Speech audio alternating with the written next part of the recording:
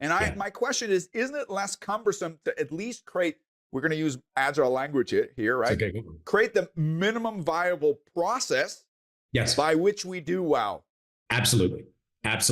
Now, what that process is can be dependent upon the kind of work that a team is doing, but they need the guidance from people that have been through it before to make sure they understand this will work for you. This one's going to be not good for you at all. Like, just a quick example, Scrum versus Kanban. Right? So they are similar but different processes. There are many, many, many cases where Scrum would be miserable to implement for a particular kind of work. But so many organizations say, well, everyone must do Scrum because that's what everybody does. Well, that's what 70% of the people who do Agile think Agile is. Yeah, exactly, which is completely wrong, right? It's not about Scrum whatsoever. Scrum is just one of the mechanisms, right? It's the most dominant one. It is the most dominant. And we're going to talk about that a little bit too, right? Because not as much anymore, right? Sorry to reduce. I'd be interested to hear what you have to say there, Definitely want to talk about that one.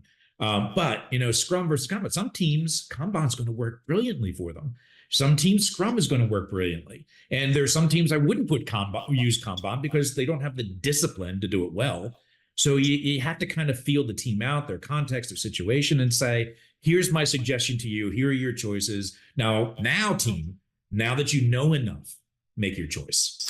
Can we, because we had this conversation this just January and February, and I was so happy that I finally had somebody who could answer my question, because I used to have a major pet peeve with this issue.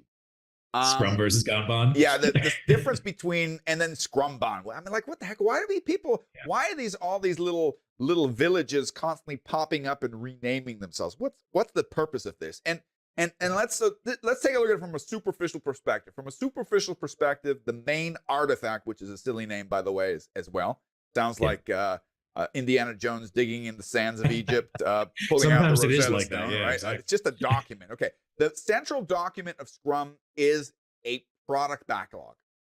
So let's back up. Yes, that is a primary artifact. There are three artifacts: the product backlog, the sprint backlog, and the increment that you produce. Okay, but isn't the sprint backlog part of the product backlog? It's kind of a subset, right? It's kind of a subset. It's kind of like, to me, it's like a very small work breakdown structure.